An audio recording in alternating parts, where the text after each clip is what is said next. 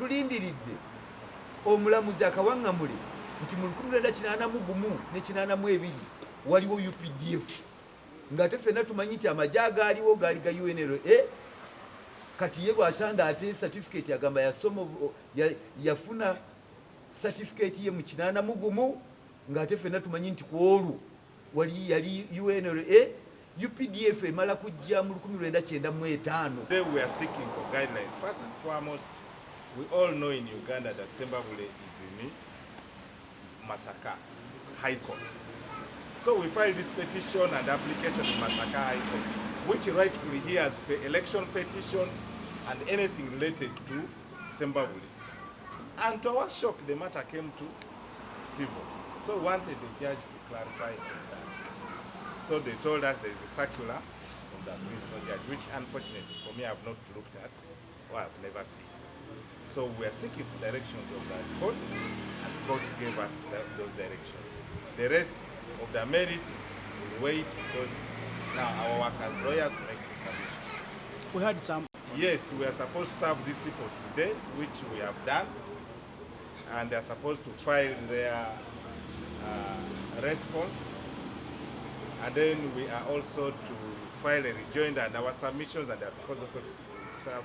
And then we come back or convene on 5th of January. That's when court will give its decision.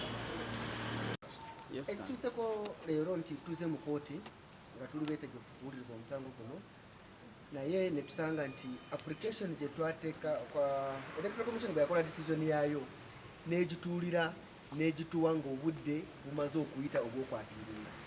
So ne tuteekayo application nti kooti esooke evalidating appeal yaffe then tugende maaso n'okubuuza appeal. So leero kooti etuwadde guidelines zetugenda okufollowinga egambye application yaffe ey'okwongezayo obudde bw'okuwuliriza appeal yaffe obw'okugifayiringa bagende bagiddemu bafayiringe ekyokuddamu kwabwe then tukomere ennaku z'omwezi 5 kooti ewa okusalawo kwayo ku application yaffe egenda okutuyamba kuwuliriza appeal yaffe electoral commission gyatulira decision yayo netuwa obudde nga bumaze okuyita. Gamba ekiri wano electoral commission eri mu kulwana erwana kubanga justice yabakama bwe twagenda mu maaso ge ne tuwoza naawe nsala naye yagizza mabega ate ng'etteeka ligamba nti olina okujulira mu nnaku 5 kati bo bagitulira mwezi mulamba nga bagisirikidde tubagamba mutuwe ensala yaffe bagamba tujja gibawa mutuwe ensala bajja gitu kakati kyovudola bapulida ate olutuusa ne bagamba nti abagenda okuwaaba ng'ennaku 5 zimaze okuyita kyebeekwasa baganye okutuwa obwenkanya bennyini nga be baatuulira ensala yaabwe era justice yabakama omulamuzi wa kooti ejulirwamu ssentebe w'akakiiko k'ebyokulonda ali mu kulwana alwanira ddala alinga eyeesimbyewo erw'emiyaga kubanga ffe kyetunoonya bwenkanya bw'abanga ye ensonga ye yaziraba bulala n'agamba nti Rwashande yasoma ate nga ddala bamanyi teyasoma n'agamba nti ye Walukagga aveemu Walukagga ayina sini ey'okuna ayina ne P7 ayina n'ebigezo bye yayita ebyabakulu Rwashande atalina P7 atalina sini ey'okuna atalina makiwa entry ebigezo by'abakulu ye gwagamba nti yasigalemu eggwanga lyekaabire kubanga ssentebe w'akakiiko k'ebyokulonda ali mu kisaawe alwana ayambadde obujoozi alwanyisa buli omu kakati bw'oba osazeewo kiki ekikwekesa ensala yo lwaki twagala kooti etunulemu ekisembire mu kirabye Rwashande yeekwese agaana okujja ensi emutunuulire wasoma oba tewasoma emikono 10 wagiweza oba tewagiweza yeekwese. Owookubiri ye Alicia Gracious ye returning officer w'e Sembabule eyajingajinga emikono awagikemu emikono emirala eyawandika lipooti ye ng'ennaku z'omwezi 11 nga yanukula okuwaaba kwaffe ate ffe nga twali tetunawaaba kubanga twawaaba ng'ennaku z'omwezi 14 kakati mu ebyo byonna abo bonna bakyekwese tunoonya bwenkanya mu kooti beekwese n'ekisembayo tulindiridde omulamuzi akawaŋŋamule nti mu 1981 ne 82 waliwo UPDF ng'ate ffenna tumanyi nti amagye agaaliwo gaali ga UNRA kati ye Lwashanda ate certificate yagamba yafuna certificate ye mu 81 ng'ate ffenna tumanyi nti ku olwo yali UNRA UPDF emala kujja mu 1995 kati okujingirira okwo kwonna kwolaba kwe batidde baganya okujja okugasimbagana n'omulamuzi beekwasa nti mwawaabye ng'obudde bugenze. Tetwawaaba ng'obudde bugenze kubanga bwe twafuna ensala ya justice yabakama mu nnaku 2 zokka twali tumaze okuwaaba e Masaka. Twewuunya omusango lwaki tuli eno Kampala. Bano bonna batuuze b'Essembabule, batuuze b'Erwemiyaga babatadde ku lugendo oluva Erwemiyaga bajje bagobera omusango e Kampala batere balemwe. Tunoonya bwenkanya nebaza abapulida bange, nebaza Council Alaka Kaleb, nebaza Council Humphrey Tumwesiki, nebaza ne Council Barireri abasobodde okutuyimirirako nga tunoonya obwenkanya.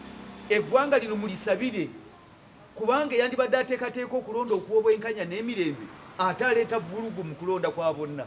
Kwe kulaba nga tuli walo twandibadde tuli mu kalulu ebya Lwashande nga byaggwa dda, naye yeesibye empina, azina, afuuwa abalabi, agamba nti nno Lwashande ye mulungi alina ebisaanyizo, Walukagga ye aveemu, ate nga Walukagga ye asingira wala Walukagga yatula senior 4.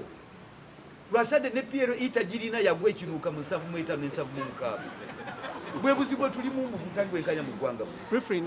Mwenga akakiiko k'ebyokulonda bagamwatula ku nsala, kiki osobola okwogera ku nsonga eyo?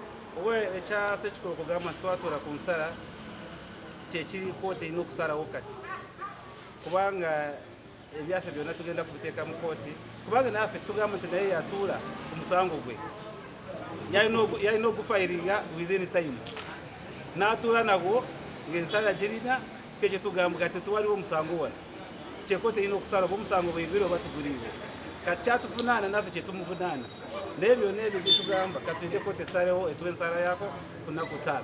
Kale The genesis of all this. Twewuunya kubanga bwe twawaabira Alyeija okujingajinga omusango gwe yagukolera Ssembabule kubanga Alyeija yagezaako emikono 10 tegyawera, Lwashanda alina emikono 7 n'ayagala ayongeremu emikono emirala nga nomination ziwedde. Kakati kooti etutwala Essembabule ye Masaka. Twewuunya mbeera ki principal judge kubanga yeffe bawaabi tetwamusaba nti omusango gwaffe gwetaaga okuleeta e Kampala. Emisango mu Uganda yonna ogwa Ssekikubo principal judge n'agukolera Sachula, musango ky'omulala oguli Embaale, musango ky'omulala oguli Arua, musango ky'omulala oguli Gulu. Teri mulala gwa Ssekikubo gwokka gwe gutambuza eggwanga lino nga bwe mugulaba. Era tetumanyi lwaki batubonyaabonya, twagala bwenkanya naye obwenkanya bukyatubuze. Ekkobaana eririwo batumye obwenkanya naye tetujja kutya, tuli bagumu, tujja kugoberera obwenkanya okutuusa nga tufuna. N'omulamuzi ali mu musango gwaffe guno agumanye nti no si mutono, abantu gubatunuzizza endali, abantu gubogezezza ebirimi, n'abaali abalamuzi abakulu obalaba basituka bagwa, Yabakama asituka bwagwa, asituka n'agwira Walukagga, asituka